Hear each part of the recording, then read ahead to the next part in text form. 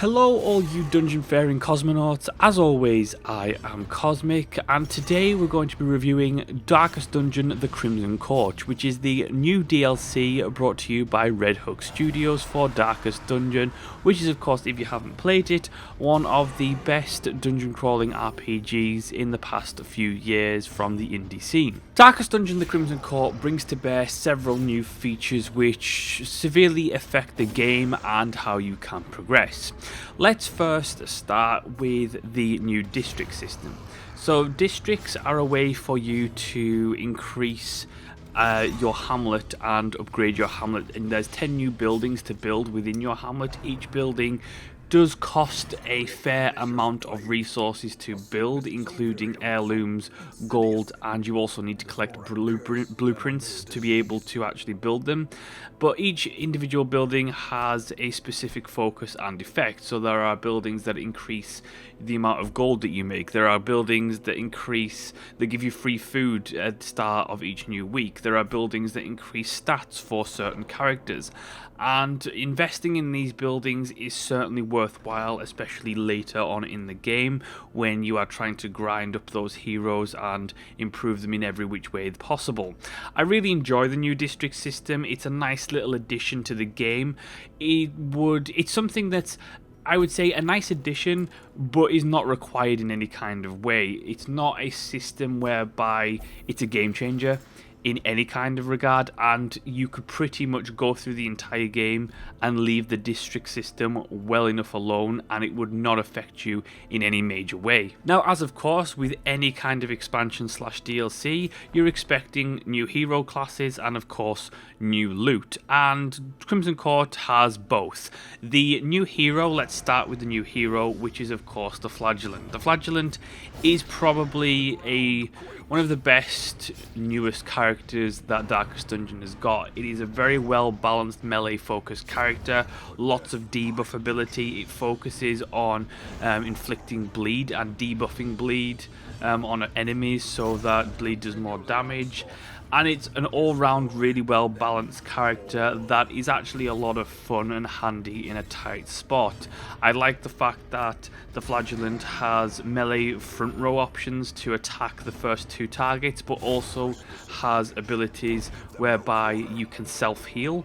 You can self-heal for a lot as well. You can almost pretty much go to full, heal to full from less than 50% HP if there's an ability for that. Then there's also abilities that attack the back row enemies, inflict bleed upon them, inflict debuffs upon them, and all round a really useful and well thought out character that does add a lot to the game. And I think, putting aside the mechanical benefits of the Flagellant for a moment, you have to say that the character design itself is really, really good, and it's just a great addition all round to the title. In terms of the new trinkets that they've added, I have to say that I was quite impressed with a couple of them. There are those, however, that do carry some fantastic advantages, but at the same time carry some pretty heavy penalties to actually equipping them.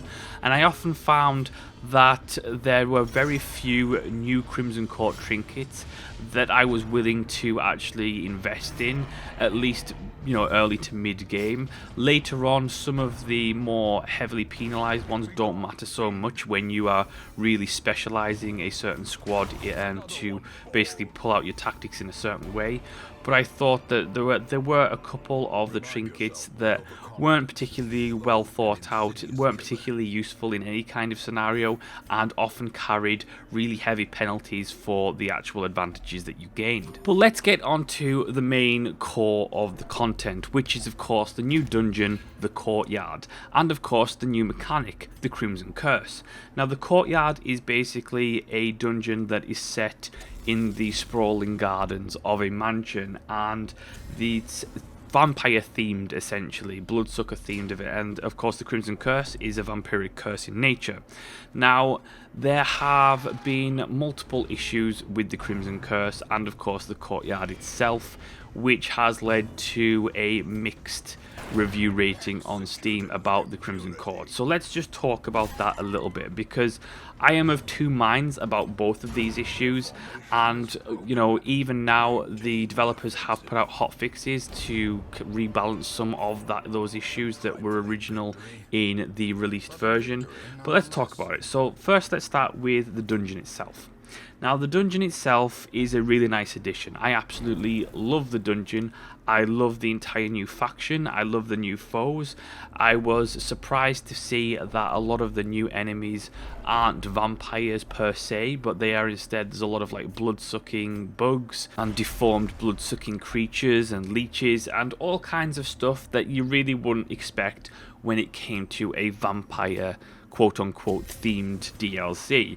And it was a nice surprise, and it really helped the entire Courtyard experience feel much more varied and much more, thought out, in terms of not having to really fight down vampire after vampire after vampire, which would get very, very old very quickly. And it was nice that there was that creative spark into the enemy design, and it helped the actual Courtyard feel a lot more grim and disgusting, because you're facing down life-sized bugs that want to suck your blood and vomit on you and do all these kind of things. And if you don't like insects, it's a kind of a creepy DLC to have. That, coupled with the fact that torches don't work as they do in the other dungeons, so instead you are afflicted by bloodlight, which means that you can't gain the benefits that you would from having a high torch counter, and there is no light meter in the Courtyard. Instead, using a torch gives your party a buff for a short duration of time. Now, that all being said, there are a couple of issues with the Courtyard. The first is the fact that it is a little bit misleading. Upon starting a new game, which I did for the new DLC, you are actually able to access the Courtyard within the first hour. And the description that the Courtyard gives you, at least for the first mission, that it is a level 1 apprentice short mission, which is not quite true, and that basically remains the case for the rest of the Courtyard missions. The descriptions and the difficulty doesn't really match what's actually told to you, and so you could end up starting the Courtyard experience way, way, way too early and end up suffering the consequences later on. And what do I mean by that? Well, once you've actually completed the first Courtyard mission of the new DLC, that actually unlocks a series of events and various other mechanics that will get worse over time if you don't deal with them. And that means that you actually spend more time dealing with the Courtyard than you do playing the other dungeons and the other missions and the other quests. And the problem with that is, if you do that too early, you actually end up, coupled with things like the Crimson Curse, which I'll touch on in a minute, you end up really basically shooting yourself in the foot for the entire run, because the Courtyard experience is far, far, far too hard to even start, really, without having a full roster with at least level 3 or up heroes. And while the actual first mission can be done with level 2, level 3 heroes, there is a boss in particular on that first thing that if you go in with level 1s and below, you're just going to get absolutely decimated. And I feel that the developers do need to rewrite the descriptions and difficulty on those Courtyard missions, particularly on the later ones, because they tell you, oh, well, it's going to be a medium mission, or it's going to be a short mission, or it's going to be a long mission. And you're talking, it's not like any other dungeon in the game, because there's no map. You just go along and then you scout the next couple of areas, and then you can't see anything else. It's almost like a fog of war. The problem with that is that some of these in particular missions, they last, 30, 40, 50 rooms sometimes, and there's a lot of backtracking in some of them, especially for the quests. And it can be very, very difficult, very, very messy, very time consuming, and on top of that, it can absolutely destroy your roster if you are completely unprepared. Now, one of the ways that it can destroy your roster very, very quickly is, of course, the infamous Crimson Curse, which has got a lot of players riled up. Now, for me, the Crimson Curse, I really enjoyed the idea and the mechanic behind the Crimson Curse. However, I will admit, just straight off the bat that it certainly has a bunch of issues. The first being is that the actual rate on which your heroes get infected is currently, even after patching, still too damn high. You're talking about, even on the first mission in the Courtyard, 2 of 4 heroes contracted the Crimson Curse. Now, this is an incurable curse for the duration of the DLC. Now, spoiler alert, there is a way to get rid of the Crimson Curse for your heroes, but that's much later in the DLC. So once you started the DLC, like I said before, it is pretty much, you need to finish it. You need to go through the DLC and not be focusing on anything else, because if you do focus on anything else and you spend too much time, what will end up happening is that your heroes will eventually die of the Crimson Curse should you run out of the resources in order to keep them alive. Now, the resources needed to keep them alive is, of course, blood. Now, when the game launched, the drop rate of blood was far too low, which led to the frustration of heroes dying from the Crimson Curse. What actually happens with the Crimson Curse is that once they're afflicted and you're going through a dungeon, that particular hero who is afflicted will get a craving. If that craving is not satisfied, they get a debuff, and they also start feeding on members of your other party, which takes damage and of course increases stress levels exponentially, meaning that people will die of heart attacks very easily, and eventually the Crimson Curse will kill the player who is being inflicted with it. So it becomes an absolute clusterfuck, just straight off the bat. Now, the drop rates of blood have been improved, and you're also able to pick up blood from multiple dungeons, not just the Courtyard, which is a nice touch, which has really helped the management of the Crimson Curse a lot easier. I have to say that the Crimson Curse as a theory on paper works very well. I think that the implementation could have been a touch better. I do think that the actual infection rates still need worked on. That being said, it is a really good mechanic, and I think that it's another thing to worry about. The problem is that they've let you attempt the Crimson Curse DLC within the first hour of the game, so from very early on.